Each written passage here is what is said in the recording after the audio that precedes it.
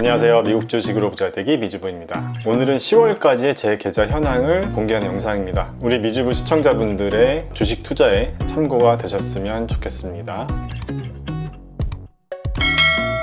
먼저 최근 3개월 계좌 현황을 가져왔는데요. 자, 먼저 첫 번째 계좌는요, 대형 우량주 위주들 또는 장기적으로 보유할 종목들을 관리하는 계좌라고 보시면 되고요. 두 번째 계좌는 단기라기보다는 좀 더 공격적인 성장주에 투자하는 그런 계좌라고 보시면 되겠습니다. 그래서 8월 달에 수익률 현황을 보면 첫 번째 계좌 같은 경우는요, 총 투자 금액이 3억 원이 좀 안 됐었고요. 평가 손익이 한 1억 5천 정도였었고, 평가 수익률은 한 50%였었는데요. 9월 달이 좀 시장이 좀 하락했었죠. 그래서 9월 달에는 8월보다는 한 3,300만 원 정도 투자 금액은 늘었었고, 평가 손익은 좀 하락했었습니다. 그래서 한 1억 4,580만 원 정도, 평가 수익률은 한 43% 정도였었고요. 그리고 10월 달은 장이 굉장히 좋았었죠. 그래서 매입 금액은 지난달보다는 약간 감소를 했고요. 평가 손익은 지난달보다 굉장히 좋습니다. 그래서 2억 2,400 정도 되고, 평가 수익률은 68% 정도 됩니다. 첫 번째 계좌 같은 경우는 두 번째 계좌보다는 상대적으로 좀 변동성이 작은 편이라고 볼 수 있고요. 두 번째 계좌는 좀 마켓캡이 좀 작더라도 좀 성장주 위주의 종목들로 구성이 되어 있기 때문에 좀 변동성이 좀 큰 편이라고 볼 수 있습니다. 자, 8월까지의 제 두 번째 계좌 현황은 매입 금액이 한 1억 8,500 정도였었는데요. 9월 달에는 1억 2,300 정도로 한 6천만 원 넘게 매도를 좀 많이 했고요. 그 다음에 10월 달에는 매도를 좀 더 많이 했습니다. 제가 매도한 이유에 대해서는 멤버십 게시판에 말씀을 따로 드렸지만, 저 같은 경우는 좀 하락을 좀 대비하고 있었습니다. 그래서 제가 장기적으로 계속 모아갈 종목들 위주로 좀 포트폴리오를 재편하면서 상대적으로 저에게 있어서 좀 중요도가 낮은 종목들은 좀 정리를 해오고 있었습니다. 그래서 앞으로 언제가 될지는 모르겠지만요, 다시 한번 조정이 오면 제가 장기적으로 보유할 종목,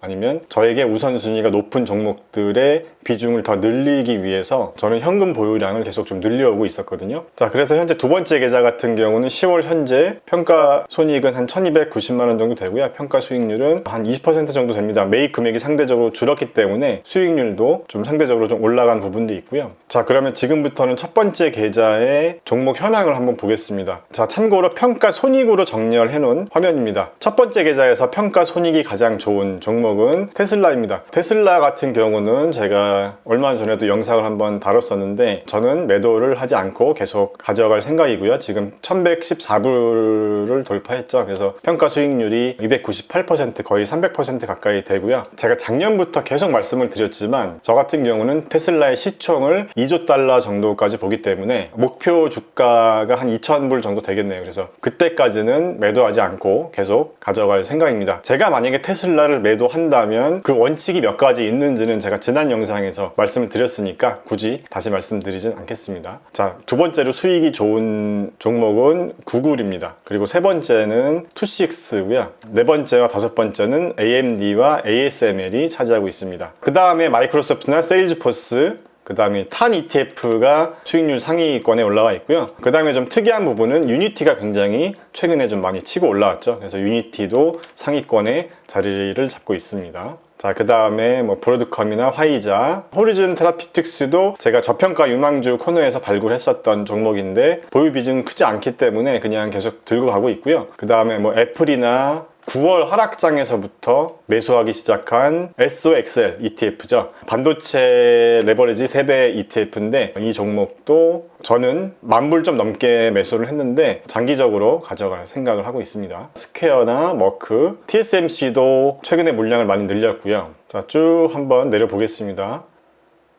자, 지금부터는 수익률이 마이너스인 종목들인데요. 로크 같은 종목은 수익률이 플러스였다가 최근에 좀 주가가 빠졌는데, 최근에 제가 일부 좀 정리를 했고, ARKX 같은 경우도 주가가 크게 재미없는 상태죠, 현재는. 그 다음에 나녹스 같은 경우도 뭐 보유 비중이 크지 않기 때문에 뭐 크게 신경 쓰지 않고 그냥 들고 있고요. 슈레딩거 같은 경우는 수익률이 굉장히 좋았다가 많이 빠졌잖아요. 슈레딩거 같은 경우도 뭐 개인적으로 제가 좋아하는 기업이기 때문에 매도하지 않고 계속 들고 가고 있습니다. ARKG나 버텍스 파마슈티컬스, 그 다음에 수익률이 가장 안 좋은 종목 두 개가 벨로다인과 아멜인데요. 비중이 크지 않기 때문에 일단은 들고 가고 있습니다. 어차피 이런 종목들도 개인적으로 길게 보는 종목들이기 때문에 매도하지 않고 계속 들고 가고 있고요. 두 번째 계좌를 한번 보면요. 두 번째 계좌 같은 경우는 좀 최근에 좀 변화가 많이 있었습니다. 제가 지난달 공개 영상에서 양도세 문제 때문에 손실 중인 종목들을 매도하고 다시 재매수했다고 제가 말씀을 한번 드렸잖아요. 그래서 지난 영상 한번 참고해 보시면 될 것 같고, 그래서 제 미주부 영상을 꾸준히 보셨던 분들은 일부 종목들의 매입 금액이 좀 바뀌었네 라고 생각하실 수도 있는데, 연말이 다가오고 있기 때문에 여러분들도 수익을 본 금액이 250만 원이 넘는다면 미국 주식 같은 경우는 양도세가 있잖아요. 그래서 현재 손실 중인 종목들을 매도하고 다시 매수를 하시면 양도세를 절세할 수 있는 그 팁이 될 수 있으니까요. 제가 지난 영상에서 매도 후 재매수를 하는 부분에 대한 말씀을 드렸었는데, 워시 세일 룰에 걸리지 않냐는 문의를 많이 주셨었는데, 한국에서 미국 주식을 매도했다가 재매수하는 경우는 워시 세일 룰에 걸리지 않는다고 합니다. 미국에 국한된 룰이고요. 이 워시 세일이라는 게 매도한 다음에 한 달 이내에 재매수할 경우에는 이 절세 혜택을 보지 못하는 부분을 말하는 건데요. 어쨌든 한국에서 미국 주식을 투자하는 분들은 이 룰에 적용되지 않는다고 하니까 참고해 주시고요. 그 다음에 아이온큐가 최근에 주가 많이 상승했죠. 아이온큐 같은 경우는 이 영상에서 제가 다뤘었던 기업이었잖아요. 양자 컴퓨터에 미래가 있다. 이 영상에서 아이온큐를 분석했었는데, 아이온큐의 주가가 상승한 이유는 뭐 실적에 대한 부분보다는 어떤 기대감 때문에 뭐 오른 거라고 보기 때문에, 뭐 지금 단기적으로 주가가 올랐다고 뭐 크게 좋아할 필요도 없고, 여기서 또 떨어질 수도 있기 때문에 그런 부분들은 다 각오들을 하시고 투자를 하셔야 될 것 같고요. 자, 쭉 내려가 보겠습니다.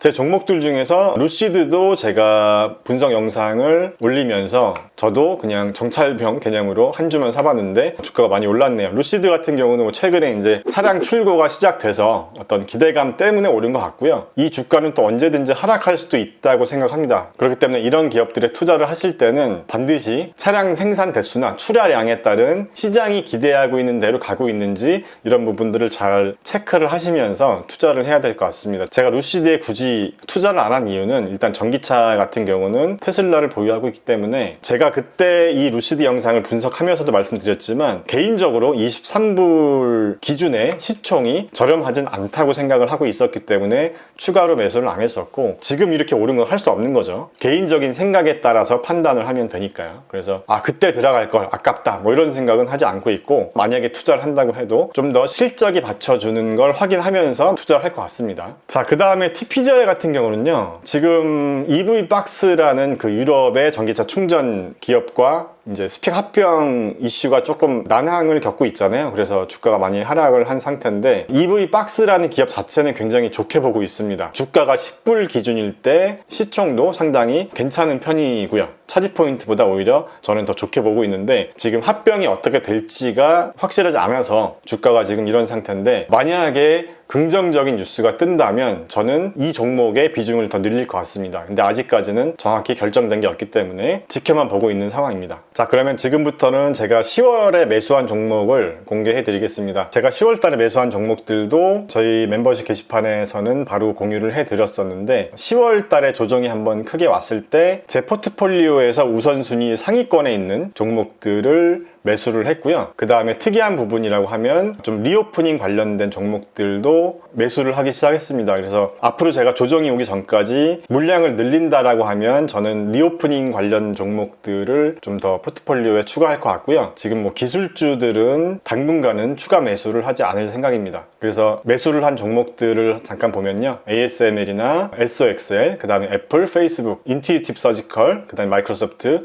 QQQ, 스파이, TSMC 이런 종목들을 주로 매수를 했습니다. 제가 평소에 매수를 하고 싶었던 종목들을 조정이 왔을 때 매수를 했고요. 그래서 매수한 총 금액은 한 22,500불 정도 되고요. 매도한 종목들은요, 뭐 어떤 이 기업 자체에 문제가 있다거나 뭐 그런 이유는 아닙니다. 제가 관리하는 종목을 좀 줄이는 차원도 있고 포트폴리오를 좀 다듬어 나가는 과정이라고 보시면 될 것 같습니다. 그래서 제가 매도한 종목들 중에서는 좀 공부하지 않고 좀 충동적으로 상대적으로 매수한 종목도 있었고, 그 다음에 상대적으로 제 기준에 제 포트폴리오에서 좀 우선순위가 상대적으로 좀 떨어지는 종목들을 매도를 했습니다. 그래서 뭐 세렌스나 뭐 썰테라 같은 종목, 그 다음에 L3 해리스도 수익을 보고 매도를 했고요. 매그나도 이번에 정리를 했습니다. 그 다음에 맥사 테크놀로지 같은 경우도 좀 공부하지 않고 매수한 종목이어서 정리 차원에서 매도를 했고요. 나머지 종목들도 적당히 수익을 보고 매도를 했는데요. 개인적으로는 조금 더 선택과 집중을 해나갈 생각입니다. 그래서 10월 달에 매도 금액은 한 55,000불 정도 매도를 했습니다. 자, 지금 보시는 화면은 첫 번째 계좌와 두 번째 계좌를 합산한 자료입니다. 평가 손익으로 정렬된 자료이고요. 테슬라 매입 금액이 43,000불 정도 되는데 지금 현재는 172,000불 정도 됩니다. 그래서 제 포트폴리오에서는 테슬라의 매입 금액이 상대적으로 크기도 하지만 수익률도 좋기 때문에 전체 비중에서는 한 30%가 넘는 비중을 차지하고 있습니다. 자, 그 다음엔 다 말씀드렸던 부분이니까 한번 쭉